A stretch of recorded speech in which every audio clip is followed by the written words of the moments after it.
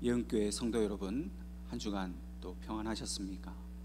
오늘은 우리가 종려주일을 맞이하여서 하나님 앞에 우리가 예배를 드리도록 하겠습니다. 이 시간 여러분들 각자 계신 처소에서 또 저와 함께 온 마음으로 성령님의 인도하심을 구하며 주일 예배를 드리도록 하겠습니다. 찬송 28장 1절 부르시겠습니다.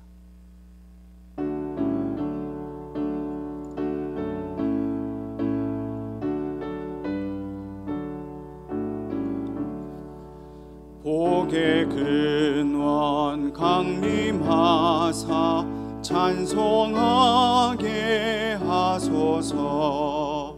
한량 없이 자비하심 증량할 길 없도다.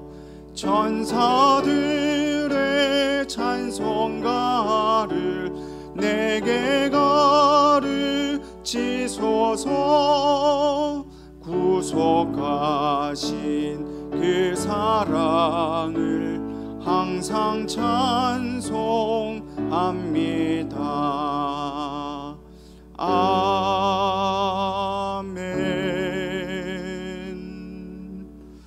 하나님은 영이시니 예배하는 자가 영과 진리로 예배할지니라.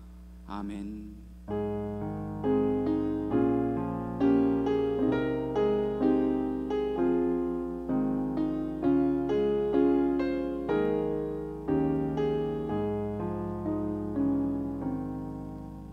아버지 하나님, 은혜를 감사드립니다.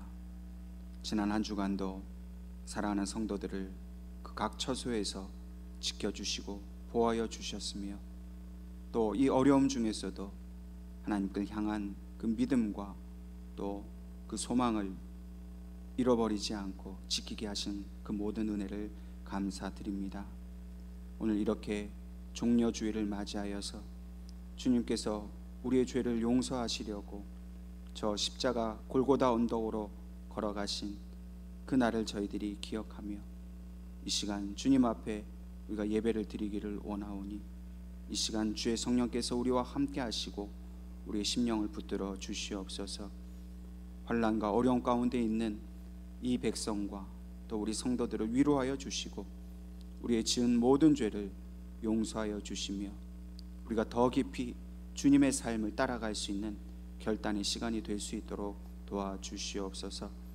이 시간 주의 말씀으로 우리에게 깨달음을 허락하여 주시고 한없는 하나님의 사랑으로 우리에게 위로를 주시고 평안을 주시옵소서.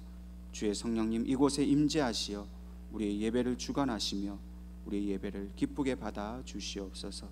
모든 것을 감사드리며 예수님의 이름으로 기도하옵나이다. 아멘.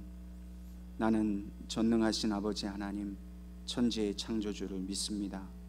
나는 그의 유일하신 아들 우리 주 예수 그리스도를 믿습니다.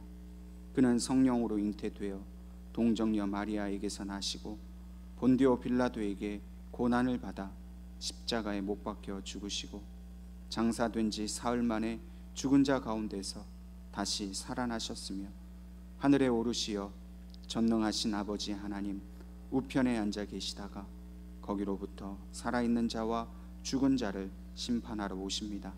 나는 성령을 믿으며 거룩한 공교회와 성도의 교제와 죄를 용서받는 것과 몸의 부활과 영생을 믿습니다. 아멘.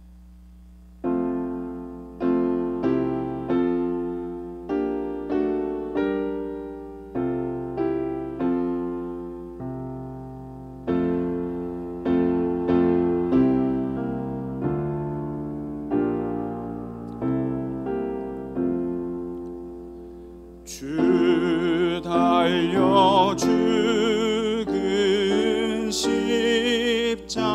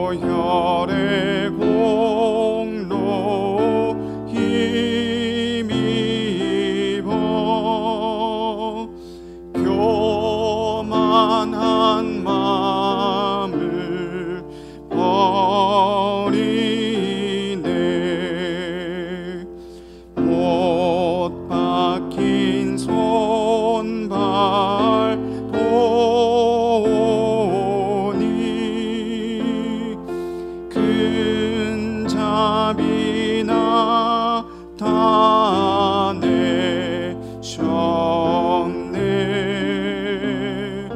가시로 만든 멸류관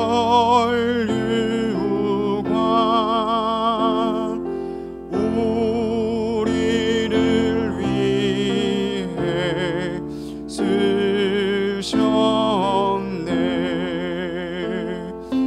온 세상 만물 가져도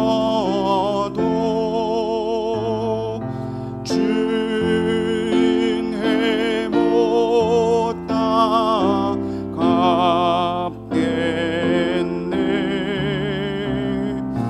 놀라운 사랑 받은 나 몸으로 제물 삼겠네. 아멘.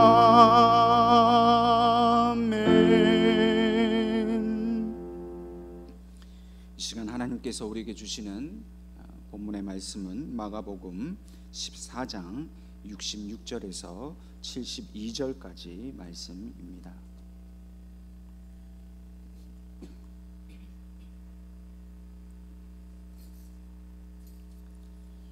마가복음 14장 66절에서 72절 말씀,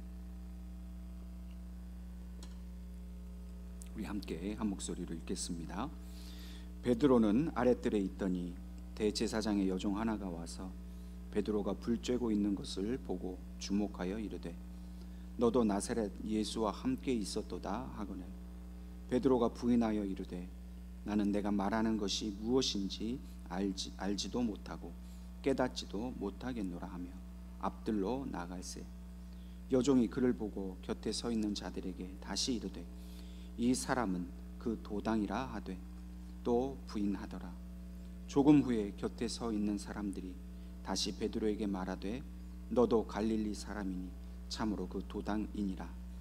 그러나 베드로가 저주하며 맹세하되 나는 너희가 말하는 이 사람을 알지 못하노라 하니 닭이 곧 두 번째 울더라. 이에 베드로가 예수께서 자기에게 하신 말씀 곧 닭이 두 번 울기 전에 내가 세 번 나를 부인하리라 하심이 기억되어 그 일을 생각하고 울었더라. 아멘. 지난 주간 이 교육부의 발표에 의하면 이제 이번 주간에 개학을 하게 되는데 온라인으로 개학을 한다고 그렇게 발표를 했습니다. 이제 학교에 갈 수 없으니까 집에서 인터넷을 통해서 태블릿이나 노트북을 통해 수업을 진행한다는 것이지요. 그 아이들이 이제 여러 명이 있거나 또 이런 인터넷을 집에 설치하지 않은 이런 아이들의 가정은 사실 좀 여러 가지 어려움이 있습니다. 물론 이제 교육부에서 그런 문제도 해결을 한다고 합니다. 그렇지만 아무래도 염려되고 걱정이 되는 것은 이제 걱정이 되는 것이지요. 이러한 이제 스마트 기기가 이제 더욱더 아마 폭넓게 교육 현장에서뿐만 아니라 우리 사회 전반에서 계속해서 사용되어져 갈 것 같습니다. 그런데 이러한 이 스마트 기기의 사용은 이미 미국이나 영국과 같은 이런 서구 나라들에서 이 학교 수업 방식에도 이제 많은 변화를 주고 있다고 합니다. 그 예로 이제 이 종이책이나 이 공책 같은 이 종이 노트가 점점 사라지고 스마트 기기를 이용해서 전자책이나 또 키보드를 이용해서 수업을 진행을 하고 있다고 합니다. 그런데 이러한 현상에 대해서 학자들의 연구는 정반대의 결과를 내놓고 있습니다. 이 전자책으로 공부하는 경우와 종이책과 이 공책으로 가지고 손으로 직접 필기하면서 공부하는 경우를 비교해 보았습니다. 그 결과 전자책을 볼 때보다 종이책을 가지고 공부를 할 때에 아이들의 집중력이 더 높아지고 또 학습 성취도는 2배 가까이 이상 높았다고 합니다. 또한 이 키보드와 태블릿을 사용해서 글을 쓰고 공부하는 경우보다는 직접 자기 손으로 그 글을 써가면서 공부하는 경우가 기억력은 80%가 향상이 되었고 성적은 30%가 더 높았다고 합니다. 이러한 결과가 나온 것은 이 종이책을 보고 또 손으로 종이에 글을 쓰는 과정이 인간의 뇌를 더욱더 강화시키고 더 자극하기 때문이라고 그렇게 말하고 있습니다. 이 전자책과 종이책에 담겨 있는 내용은 사실 똑같습니다. 또 그것을 읽고 또 이해하고 또 기억하고 하는 이런 모든 공부의 행위도 사실은 다 똑같습니다.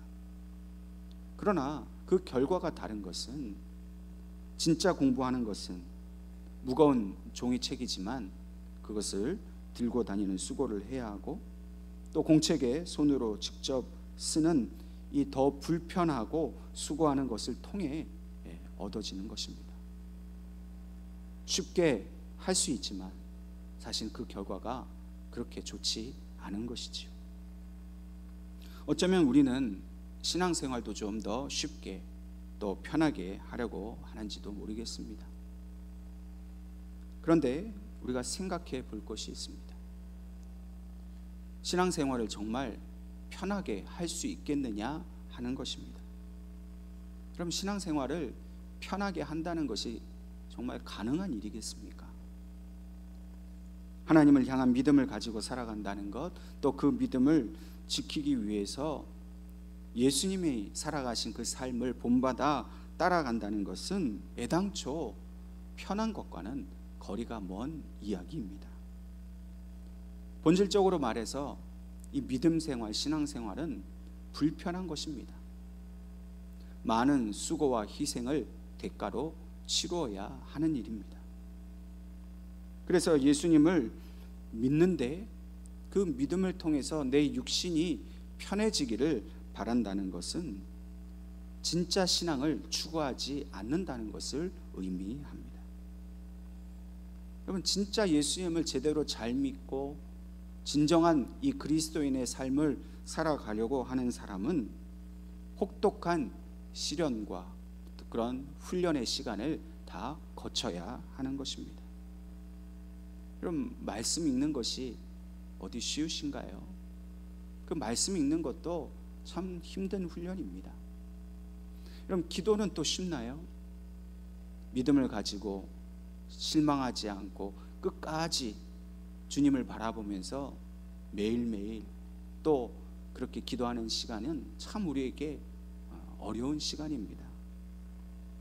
뿐만 아니라 우리가 믿음 가운데 살아갈 때 여러 가지 이 믿음을 흔드는 또 시련들이 우리에게 닥쳐오지 않습니까?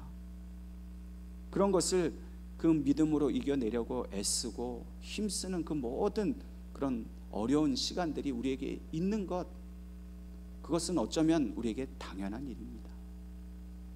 그저 가만히 있어도 믿는다고 생각만 해서 다 이루어지는 그렇게 쉬운 일이 결코 아니라는 것이지요. 우리가 예수님을 겉으로 믿는 것 같은 신앙을 가지는 것이 아니라 진짜 제대로 된 그 믿음을 가지고 살아가는 것은 매우 중요한 일입니다. 왜 그러냐 하면 이 믿는다는 것이 겉으로 보기에는 비슷할 수 있습니다. 구별이 안 될 수 있습니다. 그러나 쉽게 믿으려고 하는 사람과 어렵고 힘들지만은 그러나 끝까지 그 믿음을 지키려고 하는 사람의 그 믿음의 열매와 결과는 전혀 다르다는 것을 우리는 깨달아야 합니다. 요즘 보면 가짜가 진짜 행세를 합니다. 이 가짜 교회 때문에 진짜 교회가 억울한 일을 당하는 그런 시대가 되었습니다. 그러나 이 가짜와 진짜는 반드시 구별되는 날이 옵니다. 반드시 그 가짜의 그 실체가 드러나게 되어 있습니다. 우리 눈으로 그것을 직접 보고 있지 않습니까? 그렇다면 이 가짜가 자기의 본색을 드러낼 때에 우리 진짜 그리스도인들은 무엇을 해야 하겠습니까? 가짜와 혼돈되는 그런 애매한 모습이 아니라 정말 우리가 진짜 그리스도인이라는 것을 분명하게 세상에 밝혀 보일 수 있어야 하는 것입니다. 오늘 본문에 나오는 이 베드로의 모습을 보면 사실 믿기지 않을 만큼 참으로 실망스러운 모습을 보여주고 있습니다. 우리가 잘 알고 있는 것처럼 베드로는 예수님을 가장 가까이에서 모신 그런 사랑받는 제자였습니다. 모든 일에 예수님과 함께하였고 또 우리가 수제자라고 부를 만큼 예수님께 대한 믿음을 굳건하게 지킨 사람입니다. 또한 베드로가 이 예수님께 그 신앙 고백을 하였을 때 예수님은 그의 신앙 고백을 받으시고 기뻐하시고 칭찬하셨습니다. 인정하셨어요. 예수님도 인정하는 그런 훌륭한 제자였습니다. 그런데 오늘 모습을 보십시오. 베드로는 이러한 신앙 고백을 했던 그런 훌륭한 모습과는 정반대의 모습을 보여주고 있습니다. 이 베드로가 예수님을 배신하는 이 모습을 볼 때 진짜 베드로가 예수님을 온전히 믿고 따랐을까? 정말 그는 예수님을 그리스도라고 하나님의 아들로 진짜로 믿었을까? 그의 믿음의 진정성이 매우 의심이 되는 그런 부분입니다. 오늘 본문 말씀의 내용을 보면 사람들이 베드로를 그렇게 질책합니다. 너도 갈릴리 사람이다. 예수와 함께한 그런 도당이 아니냐? 그렇게 몰아세웁니다. 이 갈릴리 사람이라는 것이 금방 드러나게 된 그 이유가 있습니다. 이 갈릴리 사람들은 타 지역의 이스라엘 사람들과는 다른 특유의 그런 발음을 가지고 있다고 합니다. 다시 말해서 누가 들어도 금방 알 수 있는 그런 지방 사투리를 이 갈릴리 사람은 가지고 있었다는 것이죠. 그래서 절대로 그가 말하는 것을 들어보면 사람들을 속일 수가 없습니다. 금방 들통이 나고 맙니다. 그런데도 베드로는 뻔뻔스럽게 2번이나 예수님을 부인했습니다. 그리고 3번째 사람들이 또 그렇게 몰아세우자 그는 이제는 오히려 저주하고 맹세하였다. 그렇게 본문이 말합니다. 이 저주를 했다는 것은 자신의 말이 거짓이라면 내가 하나님 앞에 저주를 받겠다라는 맹세를 했다는 것을 의미합니다.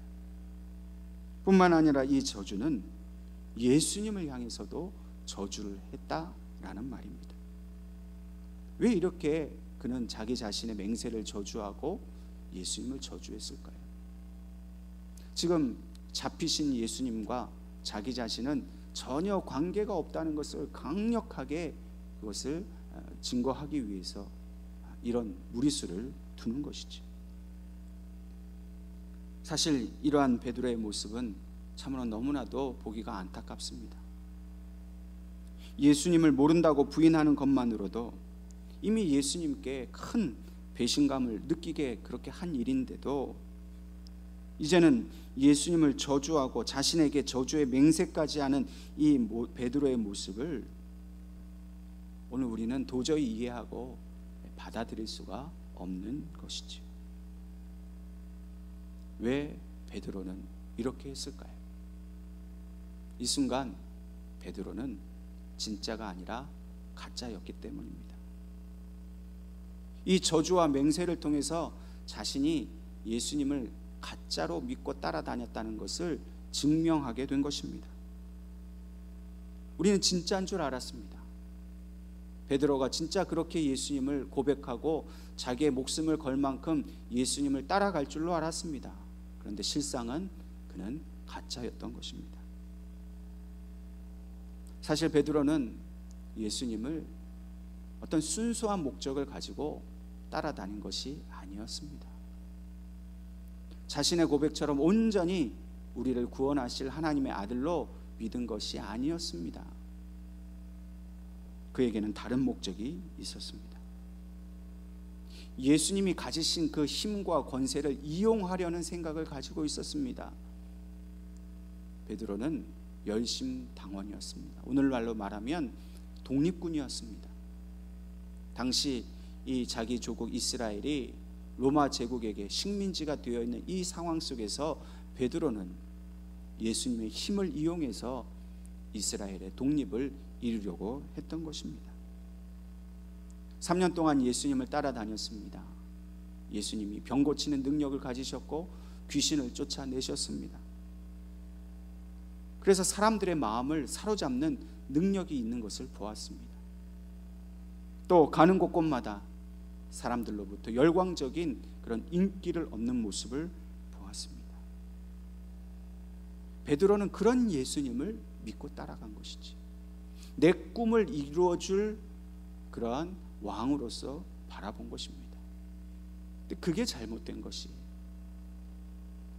예수님이 정말 하시려고 하는 그 일이 무엇인가를 깊이 들여다보지 않고 자기의 어떤 이기심에 기초한 자기의 꿈과 욕망을 실현해 줄 그런 분으로 예수님을 바라보았던 것입니다. 결국 동기가 잘못되니까 그에 따른 행동도 결국 잘못될 수밖에 없었습니다. 그런 잘못된 동기를 가지고 예수님을 따라다니니까 결국 이 환난의 순간에 그는 예수님을 배신하는 그런 잘못을 저지르게 된 것입니다. 이러한 베드로의 배신의 모습을 통해서 예수님은 결국 혼자가 되셨습니다. 예수님은 이렇게 철저하게 혼자가 되셨습니다. 누구 한 사람이라도 좀 예수님 편에서 예수님을 변호하고 편들어 주었으면 좋았을 텐데, 그랬다면 주님의 고통은 조금이라도 덜했을지도 모릅니다. 그러나 예수님은 자기의 제자들에게까지도 철저하게 버림을 당하셔야 했습니다. 왜 예수님이 이런 일을 당하셔야 합니까? 그것은 바로 우리의 모든 죄를 짊어진 어린 양이 되셨기 때문입니다. 세상 죄를 지고 홀로 고독하게 외로이 그 죽음의 길을 가셔야 하는 것이 바로 주님께서 하셔야 하는 일이었습니다. 그것이 바로 아버지께서 그 아들을 이 땅에 보내신 목적이었습니다. 오늘 우리들도 날마다 예수님을 바라보면서 예수님이 나의 생명의 주인이시라고, 나의 구원자라고 그렇게 고백을 합니다. 나는 결코 베드로처럼 주님을 배반하지 않을 것이라고 저와 여러분이 분명히 그렇게 다짐을 하고 결단을 할 것입니다. 그러나 우리가 나 자신의 어떤 이익을 위한 목적으로 신앙생활을 한다면 이러한 우리의 맹세도 결국은 거짓으로 드러나게 될 것입니다.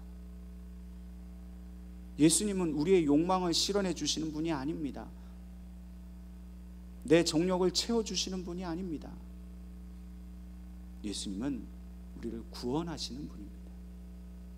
도저히 구원받을 수 없는 그 죄로 충만한 우리들을 구원하시기 위해 우리의 삶에 찾아오신 분입니다.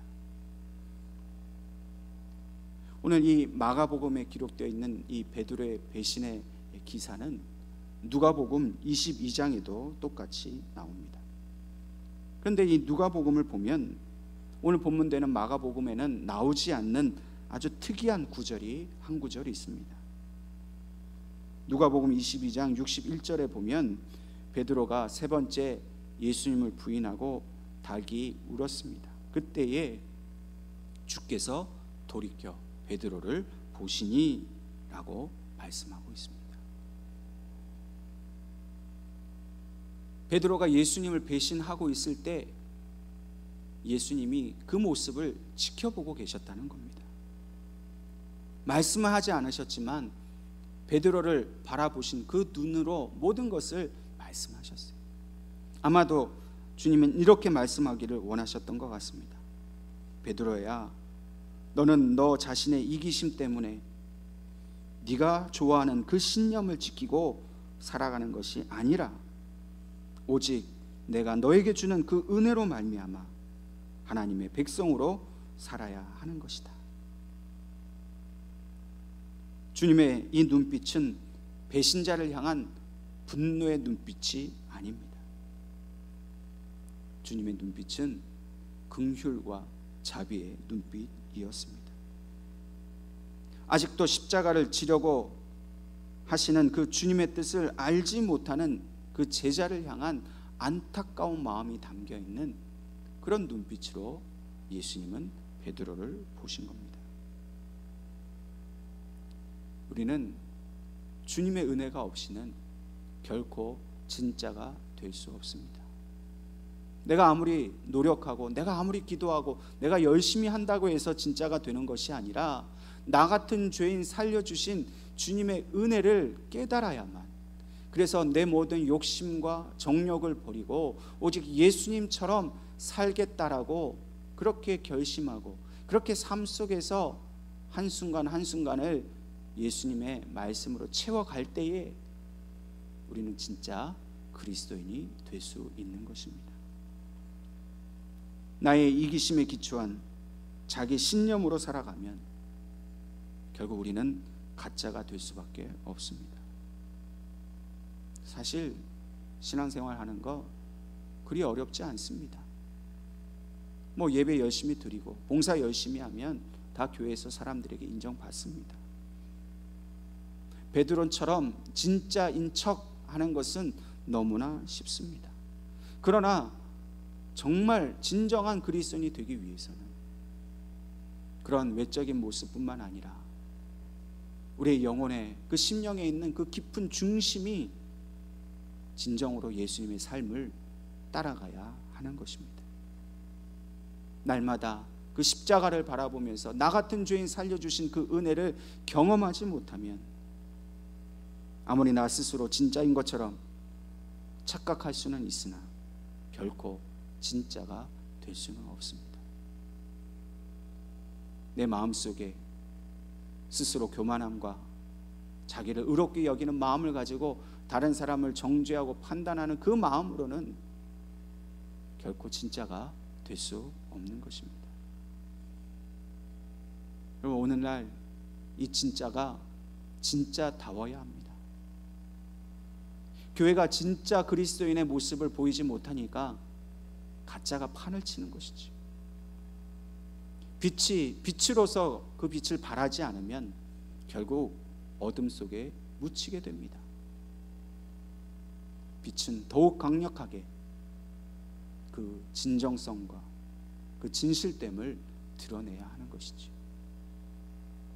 오늘 이 시대에 저와 여러분이 바로 빛된 그리스도의 자녀로서 진짜 그리스도의 모습을 세상에 보여주어야 할 그런 사명을 우리가 가지게 되었습니다. 요즘 이 코로나19 바이러스 문제로 교회가 어렵고 성도들이 많이 힘이 듭니다. 여러 가지 측면에서 시련을 겪고 있습니다. 세상으로부터 많은 오해와 비난을 받고 있습니다. 어떤 분들은 이 교회에 대해서 이 지자체가 행정명령을 내린 것에 대해서 매우 부당하다고 말을 합니다. 심지어는 이것은 교회에 대한 정부의 핍박이다, 이렇게까지도 말을 합니다. 그러나 좀 다르게 생각해 보았으면 좋겠습니다. 물론 이 행정명령이 부당해 보이고 사람들의 오해가 매우 억울합니다.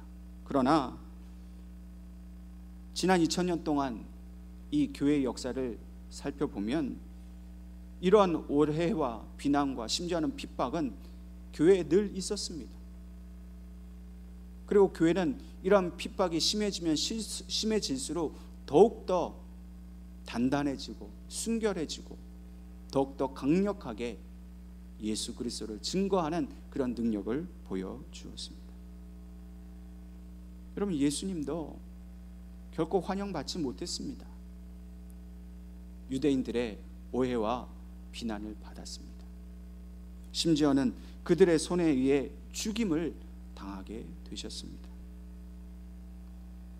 오늘날 교회가 예수 그리스도를 진정으로 잘 따라가다가 오해도 당하고 또 억울한 일을 당한다면 오히려 그것은 교회가 진짜 신앙을 가지고 있다는 반증이 됩니다. 세상으로부터 인정받는 것, 그것은 우리가 세상 사람들이 비위를 맞추기 때문에 인정받는 게 아닙니다. 우리가 정말 예수 그리스도의 모습을 우리의 삶 속에서 드러내고 정말 세상 사람들이 저 교회는 예수를 드러내는 교회라 그렇게 인정받아야 우리는 참된 그리스도의 교회가 될 수 있는 것입니다. 그러므로 지금 이러한 시대에 우리가 해야 할 일은 세상에게 대하여서 우리의 억울함을 주장하고 항변하는 것이 아닙니다. 우리가 어떻게 예수님처럼 당신들을 섬기는지, 세상을 섬기는지, 그렇게 우리의 믿음이 진짜라는 것을 보여주어야 하는 것입니다. 그렇다면 진짜 신앙은 무엇입니까? 그것은 바로 주님처럼 사는 것입니다. 주님은 이 고난을 당하실 때에 길이 참고 인내하셨습니다. 그들과 대적하지 않으셨습니다. 자신을 죽이려고 하는 기득권층을 이기려고 하지 않으셨습니다. 끝까지 참고 그 십자가를 향하여 가셨습니다. 물론 오래 참는 것이 바보같이 미련하게 당하고만 있으라 하는 말은 아닙니다. 우리가 오래 참는 것은 이 인내를 통해서 하나님이 행하실 일이 우리를 통해 나타나기를 기다리는 것입니다. 우리가 우리의 유익과 그 이익을 위해서 앞장서서 나서는 것이 아니라 하나님께서 스스로 자기 영광을 나타내시도록 우리는 겸손히 엎드려 있는 것입니다.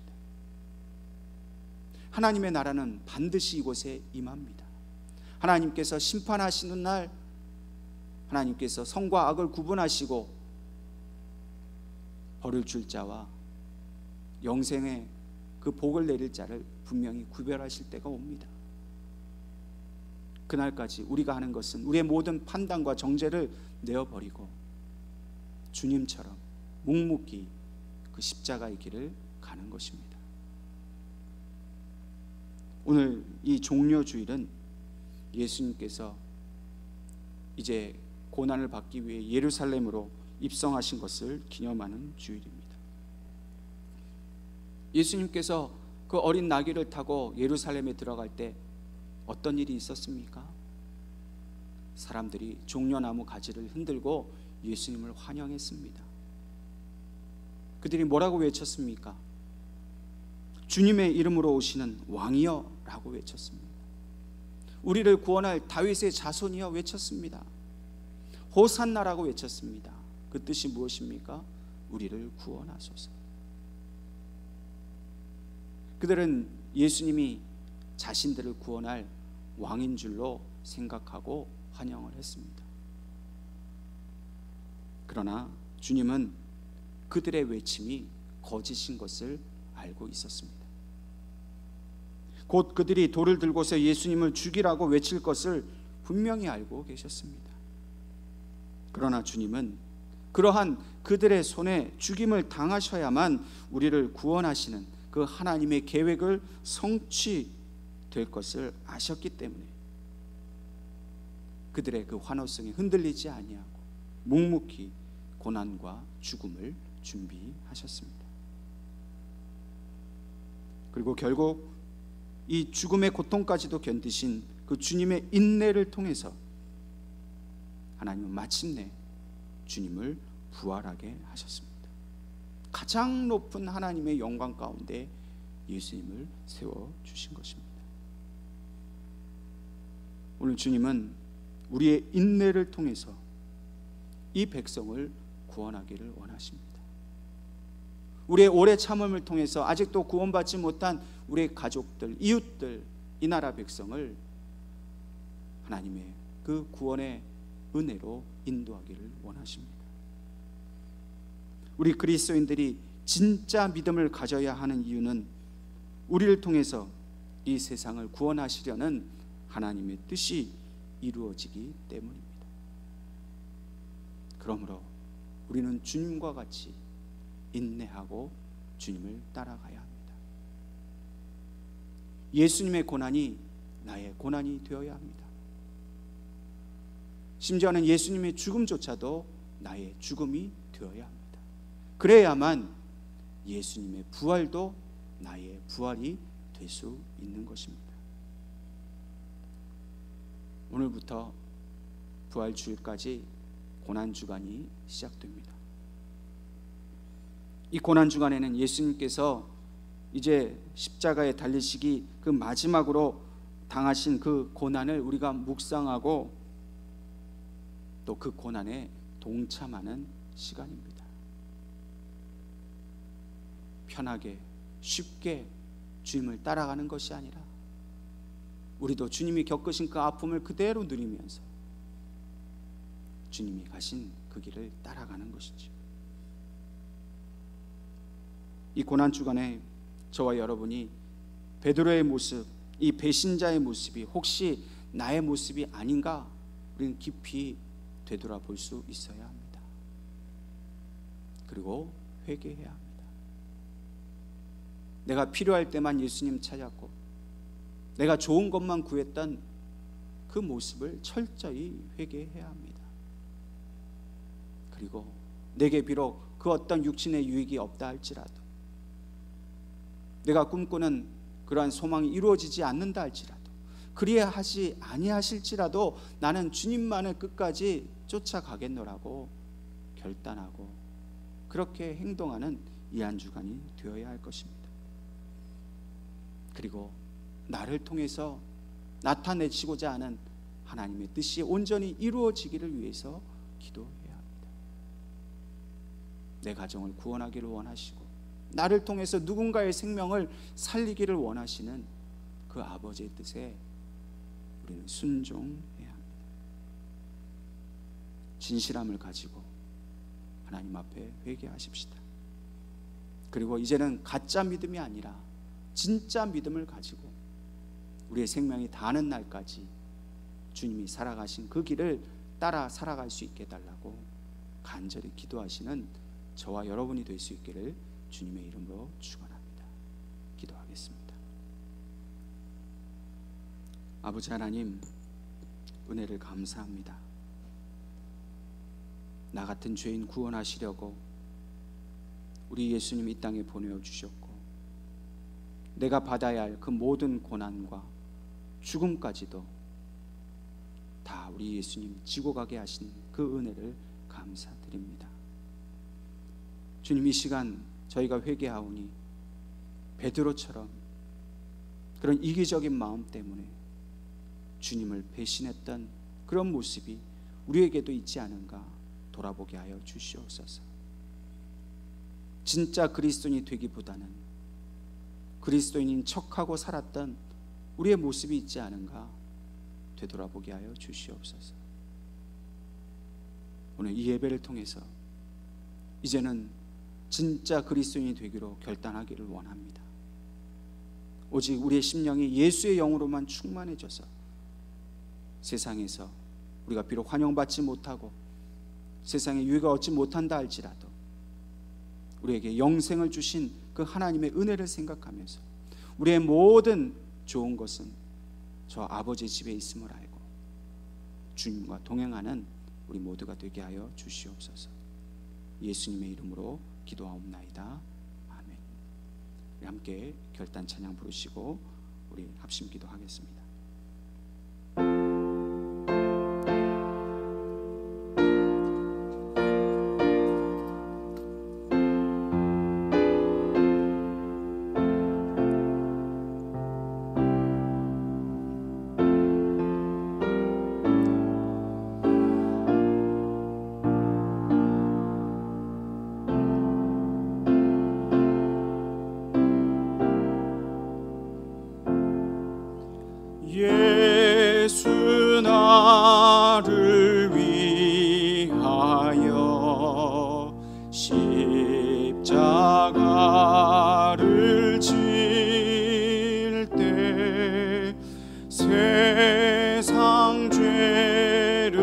지시고 고초당하셨네.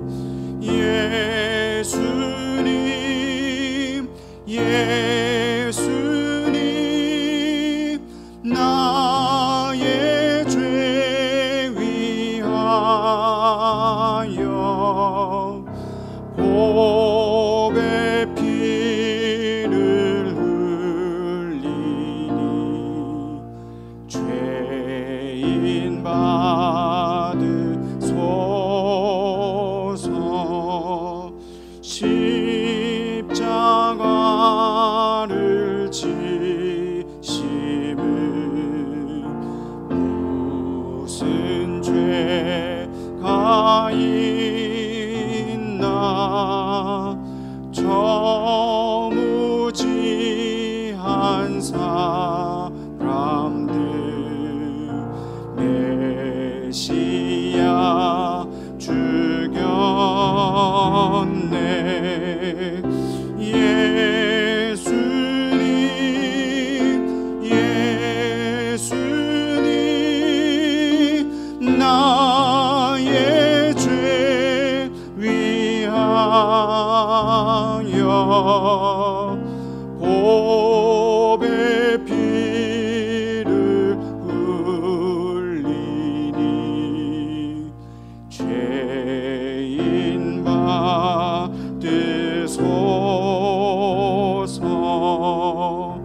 피와 같이 붉은 죄 없는 이가 없네. 십자가의 공로로 눈과 같이 되네. 예수님 예수님 나의 죄 위하여 보배 피를 흘리니 죄인 받으소서.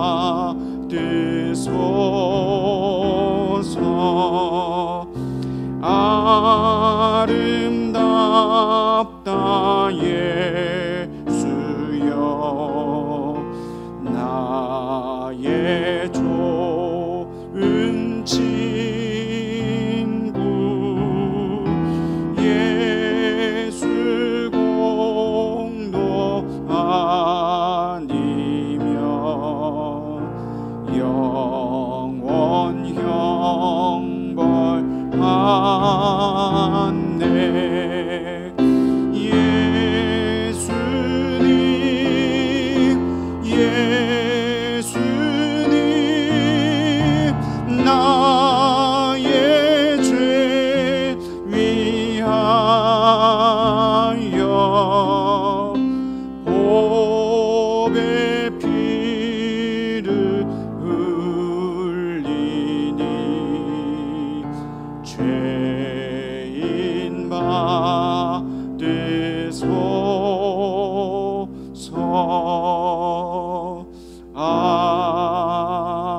아멘. 이 시간 우리 합심기도 드리실 때에 여러분들에게 보내드린 주보에 보시면 우리 4월달 우리 예언교회 성도들이 함께 기도할 제목들이 8가지가 있습니다. 이 시간 이 내용을 가지고 저 여러분이 합심하여 기도할 때에 특별히 코로나 바이러스가 이 땅에서 빨리 종식될 수 있기를 위해서 기도해 주시고, 또 이를 위해서 수고하는 모든 분들에게 하나님 힘 주시기를 위해서 기도해 주시기 바랍니다. 또한 이 고난 주간, 이 한 주간을 우리의 믿음을 되돌아보면서 진심으로 우리가 회개하고, 또 우리가 이렇게 함께 예배드리지 못하는 이 시간들을 통해서 우리의 그 믿음이 더욱더 주님을 향해서 깊어지고, 또 진정으로 주님을 따라가는 그런 심령 되게 해달라고 기도해 주시길 바랍니다. 또 어려움 가운데 있는 소외계층이나 미자립 교회를 위해서도 기도해 주시고, 또 우리 특별히 5월 3일에 우리 장로 선거가 있습니다. 위에서 기도해 주시기를 바라고, 또 우리 모든 교우들이 건강하게 또 바이러스에 감염되지 않도록 하나님 지켜주시어서 우리가 다시 이 자리에서 예배드리게 될 때 건강한 모습으로 만날 수 있게 해달라고, 또한 우리 주님의 십자가를 따라가는 우리 모두가 되게 해달라고 이 시간 우리 한 마음으로 같이 기도하겠습니다. 하나님 아버지, 은혜를 감사드립니다. 이 시간도 우리에게 주신 말씀을 붙들고 하나님 우리의 죄를 되돌아보게 하여 주시고, 우리가 진정으로 주님을 바르게 쫓아 살았는지를 회개하며 저희들이 주님 앞에 또한 돌아보게 하여 주시옵소서. 하나님, 우리의 욕심을 따라 살았던 모든 죄를 회개합니다.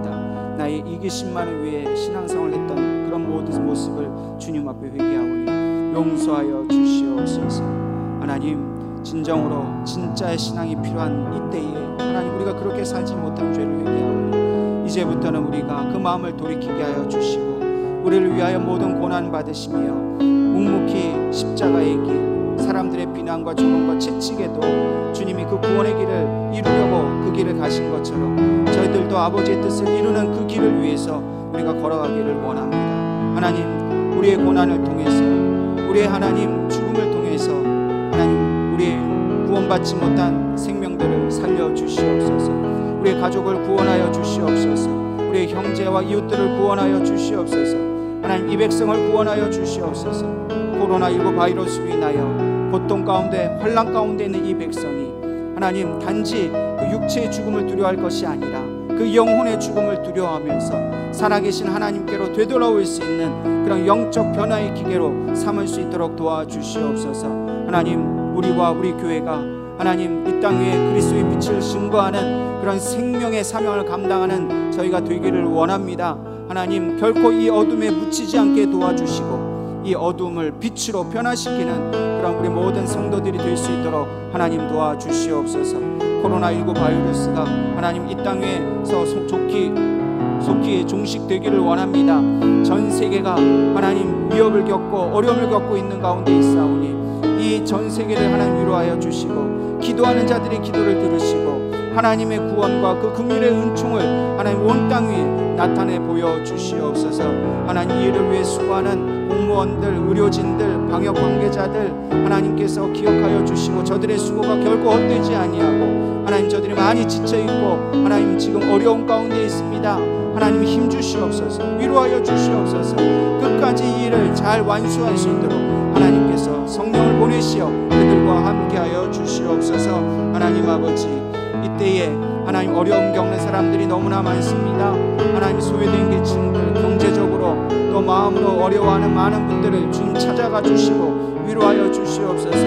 하나님, 교회들이 어려움을 겪습니다. 많은 목회자들이 낙심하고 있고 많은 성도들이 낙심하고 있습니다. 주님, 힘 주시옵소서. 소망 가운데 일어설 수 있도록 하나님 도와주시옵소서. 하나님, 우리 예언교회 성도들이 이 고난 주간을 참으로 뜻깊고 의미 있게 보낼 수 있도록 도와주시옵소서. 주님의 고난에 동참하는 시간이 되게 하여 주시고 자신의 죄를 철저히 회개하고 이제는 더 이상 과거의 삶에 매이지 아니하고 주님으로 인하여 변화된 삶, 주님이 기뻐하시는 삶을 살아갈 수 있도록 하나님 도와주시옵소서.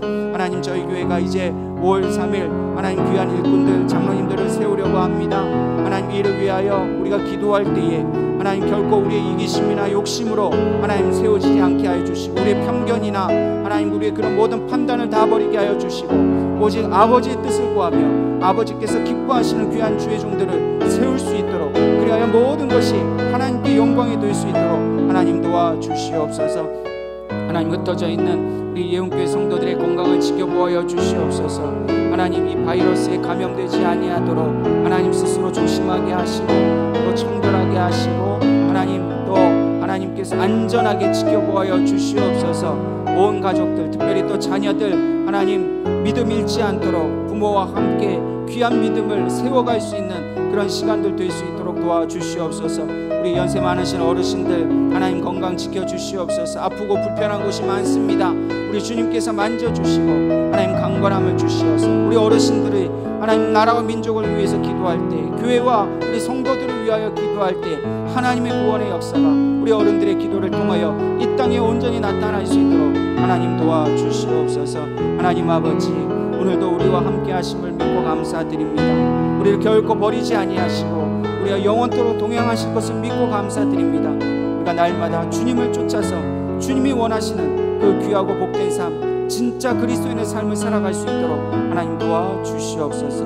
모든 것을 감사드리며 예수님의 이름으로 기도하옵나이다. 아멘.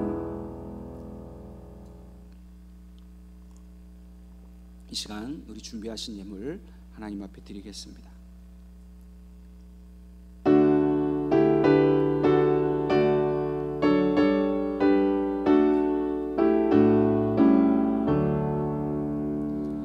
내게 있는 모든 것을 아낌없이 드리네. 사랑하고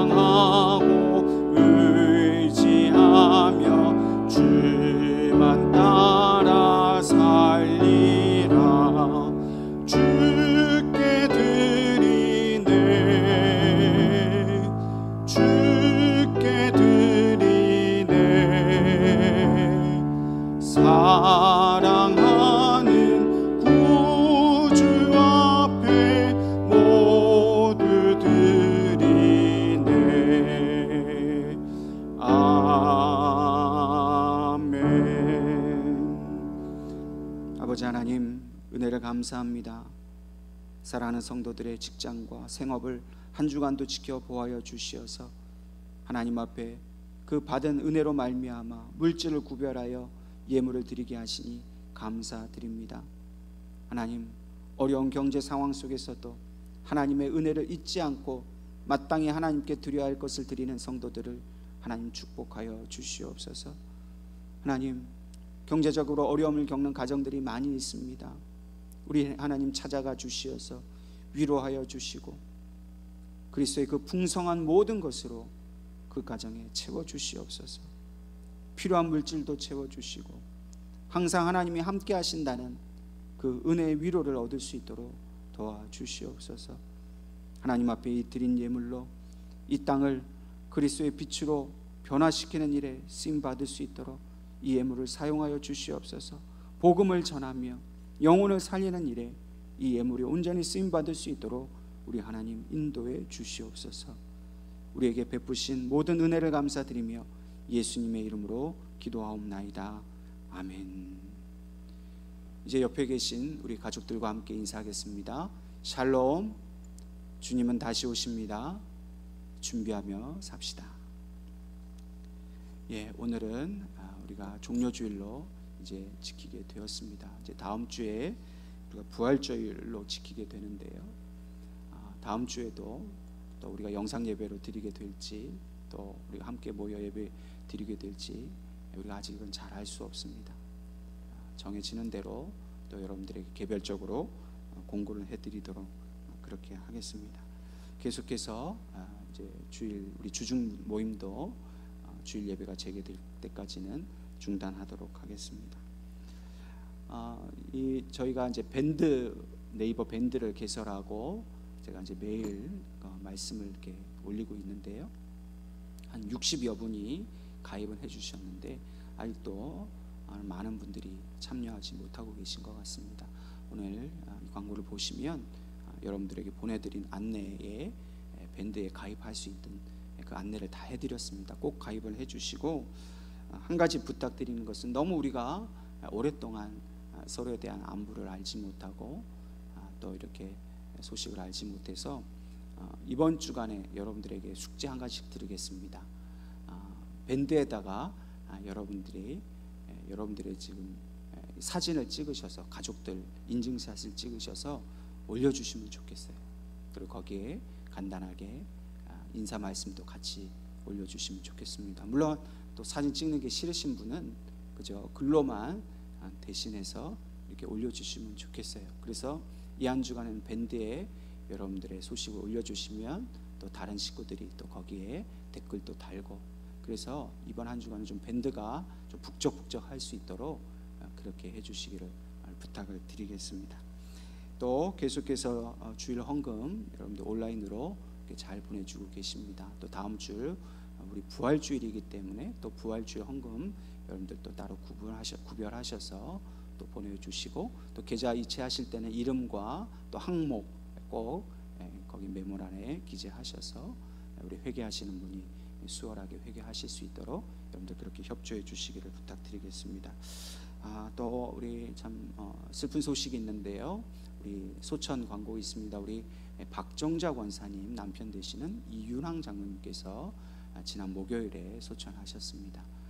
그래서 저하고 우리 최 목사님만 일단 다녀왔고요.